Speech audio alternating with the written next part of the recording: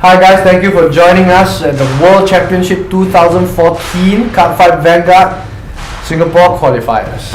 Right now you're witnessing the final match after a lot of double elimination rounds between more than 300 players. Yes, I remember being there. We took quite a while to get here and it's super exciting to finally see the top two among these 300 players battle it out. We hope you will enjoy this video very Yeah, we hope you enjoy it as much as we did. Yep. So right now players are still shuffling their decks, getting ready. So what do you think they will be using? I have no idea, but I'm hoping to see Narukami because I'm a Narukami user. Oh yeah, okay. So right now you can see on the left we have a Bermuda Triangle sleeves.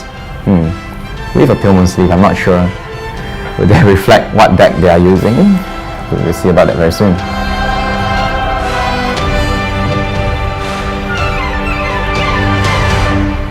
So while we're waiting, we're gonna update you guys on what happened. So this happened on a Saturday on the 4th of October at the Singapore Expo. Many people turned out for the event. There was a Cardfight Vanguard Japanese tournament as well as this English tournament. Yeah, so both Cardfight Vanguard tournaments are very popular. So we have come down to the two players. I think they're starting very soon. So Kai, tell the viewers what they win if they win this match. They'll be invited to Anime Festival Asia Singapore where the Continental Championship will be held. And if they win, they're probably going to somewhere further. Overseas tickets to play card games sounds awesome. Alright, and here they begin. So on the left, we have a Genesis player and on the right, a Pillman player. So the early games of Cardfight Vanguard, what we should be looking at is whether there's any misgrade and stuff like that. Hopefully now the players have a misgrade so we can see a smooth run. It looks like so far everything is okay for the Genesis user. Alright, so we have like very early trigger over there. Pale Moon Rides, no misgrade with him either. Goes for the Vanguard. So one thing to highlight out is that the Pillman player just write an upright lion, the unit name, onto the field, and this is very crucial in the later of the game. You'll see why. You'll have to explain these things to me. I'm not familiar with either clan. Alright, so both of the Genesis and Pillman clan uses the soul very often. So what is inside the soul is very important to them as well, especially the Pillman player. And later in the game, you probably would see like one whole stack of souls under the Vanguard. That is very rare to see, to be honest. Very interesting. I would like to see how this pans out. It looks like both players are very experienced, moving along very smoothly and quickly. Alright, we have a double trigger very early in the game. Double trigger so early in the game. 2 damage taken on the spot. I believe they healed the previous one. Yes, he healed 1 damage as well. So now it's 2 damage to nothing in favor of Genesis. And right now we have both players reaching the stage of grade 3. Looks like it's very smooth ride for both of them. No misgrades. Okay, I believe this is where the game starts to get exciting. And now the Genesis player takes 1 damage, so now it's 1:2 still in favor of the Genesis player. I would beg to differ because sometimes when you want to use limit break abilities, the damage really matters to you. You might want to get to 4 very quickly and so that maybe if you're lucky you can heal back. Right, it's a big risk versus reward kind of thing. So you get 4 damage, which is closer to losing, but you get to turn around the match with big abilities. And another trigger there. Okay, wow. And as we say, we have like 1 damage versus 4 damage. So what happens here is that Venus Lucio can quickly just use the limit break ability right now.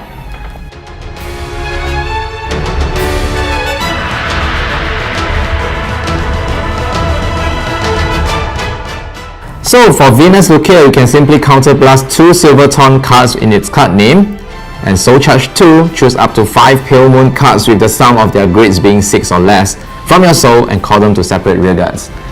So that's what the Pillman are best at, calling units from the soul. So that's, as we are saying, the player is actually doing it.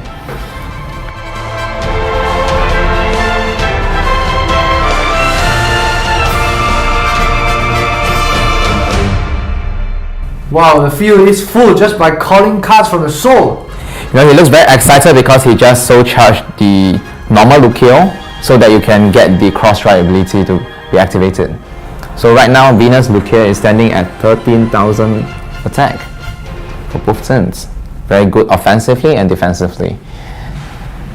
And you see that Upright Lion attacks, it has a lot of triggers of the calling from the soul to the rear guard. Power is probably more than 20,000, I believe. The Genesis player is still very calm in the face of a full field. Oh, one rear guard's out. You know, Genesis player has this advantage where you use your soul to get more cards advantage in your hand. So I believe guarding won't be a real issue. Yeah, guarding won't be a real issue for the Genesis player. So still no trigger for the... Oh, I believe that's a true trigger. Alright, so sorry about that.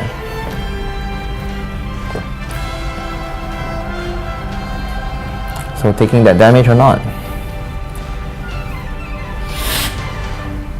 And you know, the Pale Moon player is now back to 3 damages, which is very useful for him since that, you know, he had activated the limit break ability this turn. You don't need 4 damage anymore.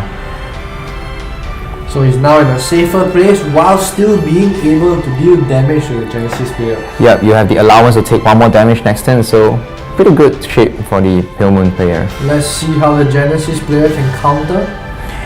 You know, I believe right now he has the Regalia of Wisdom Angelica as the Vanguard, so it's a break right unit, so he's probably waiting for the correct timing to use the break right ability.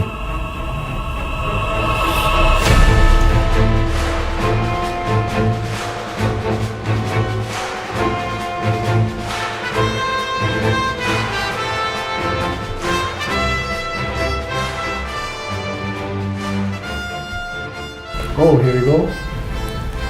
Right, more triggers. So very carefully choosing where to add the power to. So looking at the souls, what do we have inside? He's probably counting like how many, the possibilities of triggers that he can get, since he triggered quite often early in the game. I don't know about you, but I haven't seen any perfect guards yet. I believe both players are keeping them for the later game because you want that to defend against the best attack from the opponent. Both players playing very cautiously now. You know, I must say these 2 decks are very technical and it doesn't give you much allowance to make mistakes. So 1 mistake could cost you a lot.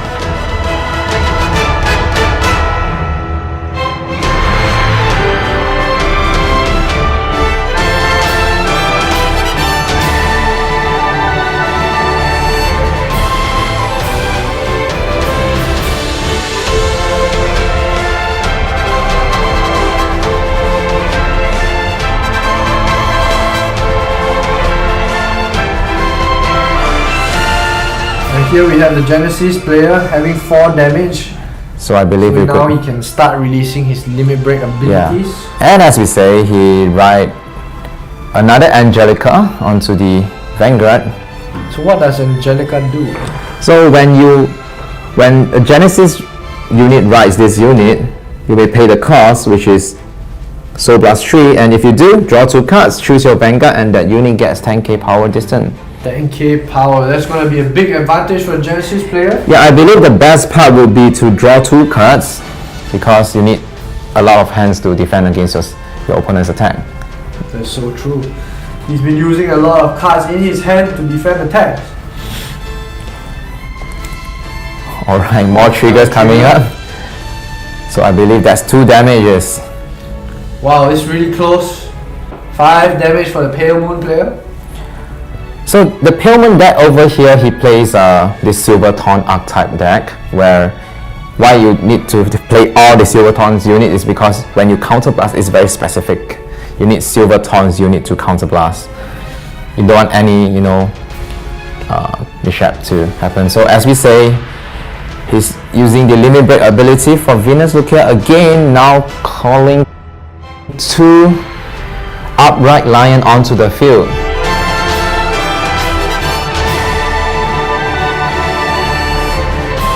And his field is full once again. So another combo you can see, not right now he's doing it, you can put, as Zelma triggers, the ability coming when it's being called to the field, you can put another unit from the field to the soul and call out another unit. So it looks very complicated, but everything is to trigger Upright Lion's ability.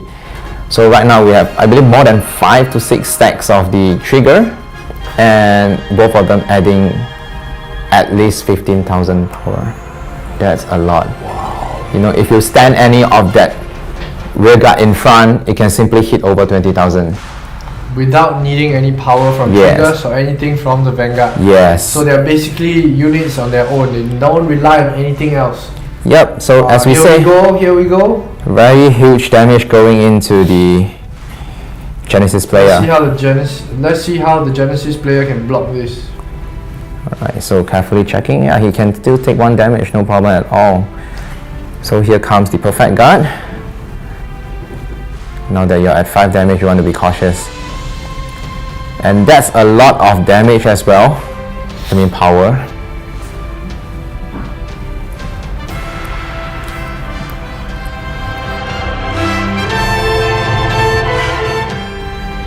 You probably have like more than 5 hands, so carefully choosing it. That's another perfect guard.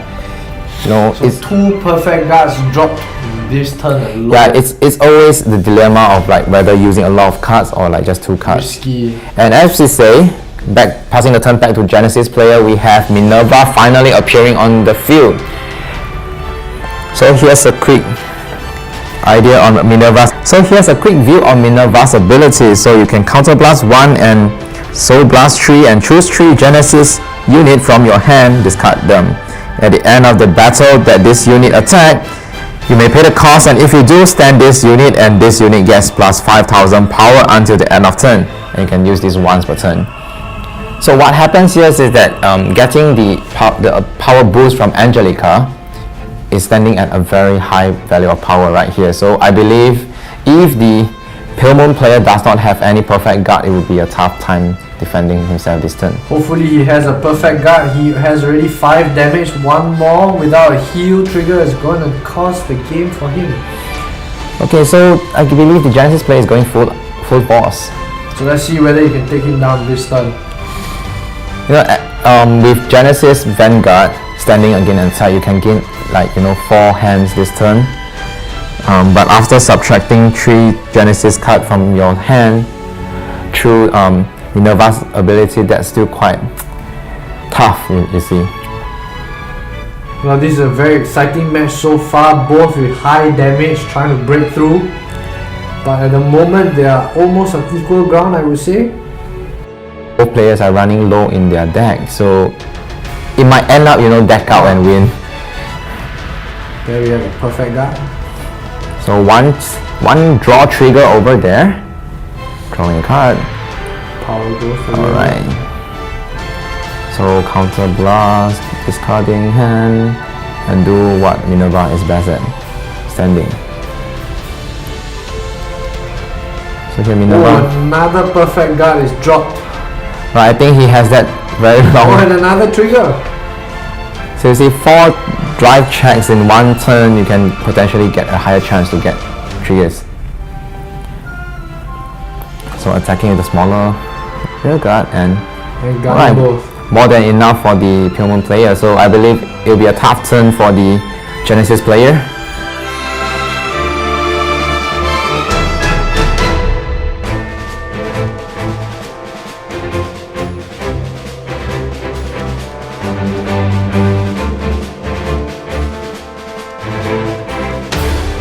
Okay, here's Lukia's ability. Here we go again.